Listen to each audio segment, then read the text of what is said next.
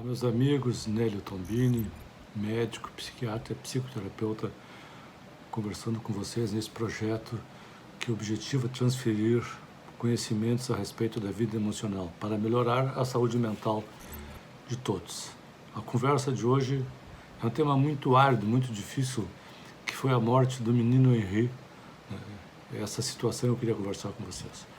Eu queria abranger alguns aspectos dessa situação. Evidentemente, assim, que eu sempre me debruço sobre os aspectos emocionais que possam estar embutidos nessas experiências. No caso, essa é uma experiência muito traumática e muito difícil. Primeira situação, né, que, assim, esse Dr. Jairinho aparentemente não era um bandido, um marginal, né, não era um homem violento no sentido de matar, assaltar. Mas é um homem, né, que evidentemente tem sinais, e isso apareceu, de agressividade interna, ou seja, assim, é uma pessoa parecida com qualquer outra pessoa. E se juntou com uma moça, uma mulher, chamada Monique, que segundo o ex-marido era uma boa mãe, né, até envolver-se com esse senhor, o Jairinho. O que pode ter acontecido? A minha impressão é que a Monique é uma mulher que tem características infantilizadas. O que eu quero dizer? Ela precisa ser cuidada, ela precisa que cuidem dela, que olhem para ela, que alguém tome conta dela. Essa é a minha impressão. E esse Dr. Jairinho entrou como essa figura de uma mãe e de um pai maravilhosos, idealizados, que iam cuidar da vida dela. Ela se entregou na mão dele. Ele até arrumou um emprego para ela, que ela ganhar um dinheiro que eu nunca tinha ganho na vida. Foi morar numa região muito rica, né, do Rio de Janeiro. Então ela, né, ficou no papel de uma menininha sendo cuidada por um pai maravilhoso, que era o Dr. Jairinho. Provavelmente a criança competia com essa menina, né? E ela fez vistas grossas, né? Evidentemente que ela não imaginava, nem queria que o filho fosse morto. E talvez até esse maluco também não imaginava que a agressividade dele podia matar o menino. Então, olha que é interessante como as coisas vão se formando, né? Como esses conluios vão se formando. Por outro lado, a pessoa que eu acho que mais está sofrendo com isso é o pai. Por que o pai? Porque o pai percebia que as coisas estavam mal, ele via que as coisas estavam mal.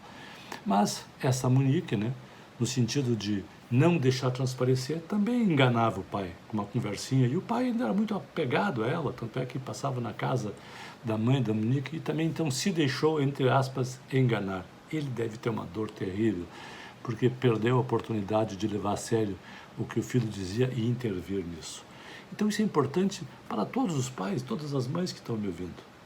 Eu vou juntar isso, mais dois ingredientes importantes, né?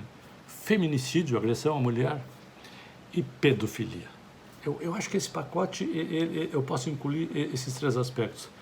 Essa moça, Monique, né, provavelmente também seria, ou se já não foi, teria sido abusada por esse cara. Tem história de outras mulheres que ele agredia as mulheres. Então, assim, olha como é uma parelha, uma dupla, onde um sujeito agressivo se junta com uma mulher submetida, provavelmente achando que esse cara vai salvar a vida, e às vezes esse é o caldo de cultura para que mulheres apanhem, sofrem, até sejam mortas à mão de homens, né, que são violentos. E assim, então eu chamo a atenção, porque também nesse enredo tem esse aspecto de um homem agressivo com as mulheres.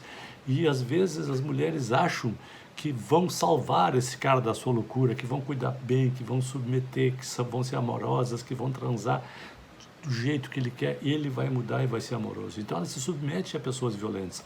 Então a agressividade com a mulher também, isso está nesse pacote. E a terceira coisa que eu quero chamar a atenção para vocês, pedofilia, né, que também é uma agressão contra a criança. Então, algumas dicas vão me autorizar aos pais. Falem para os filhos sobre os riscos dos abusos fora de casa, e até em casa, às vezes, com parentes. Falem. Uma criança com 3, 4, 5 anos, ela pode ouvir e vai entender claramente uma conversa mais ou menos como essa. Meu filho e minha filha, não deixe ninguém tocar no teu corpo fora de casa. Não deixe ninguém mexer no teu pinto. Não deixe ninguém mexer na tua xexeca ou na tua perereca. Dizer para as crianças. Se isso acontecer, chega em casa e fala para o pai e para a mãe. Dito isso, as crianças não vão ser pegas de surpresa por um abusador. Se acontecer, elas já sabiam daquilo e vão chegar em casa e contar para os pais, independentemente da ameaça do abusador. Então, falem para as crianças. Isso é fundamental. Eu escrevi um livro que chama-se A Arte de Ser Infeliz, Desarmando Armadilhas Emocionais. Um capítulo diz assim: como ajudar as crianças a se protegerem dos pedófilos.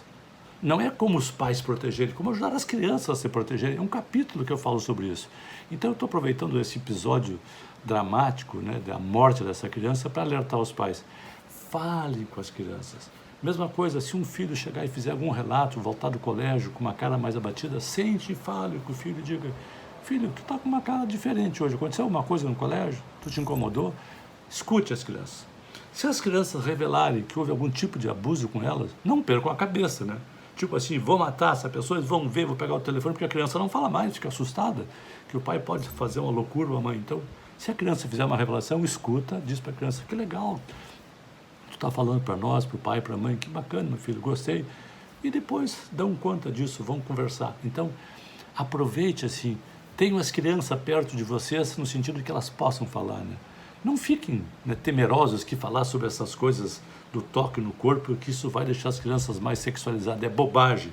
Até aproveito para dizer o seguinte: se uma criança pequena, 3, 4, 5 anos, está sentada na televisão, mexendo na perereca ou no pinto, não, isso não é pecado, isso não é, um estímulo à sexualidade, isso é uma descoberta da criança, é como se fosse uma coceira que ela sente na pele. Então, olhem para isso sem fazer nenhum tipo de atitude castradora ou repressora. Olhem, só olhem, né? E fiquem observando que isso vai passar. Então, esse episódio dramático que aconteceu tem, assim, várias personalidades, né? A criança, evidentemente, deixou transparecer, falava, vomitava quando ia voltar para a casa da mãe. Então, isso é importante, não é só pais separados.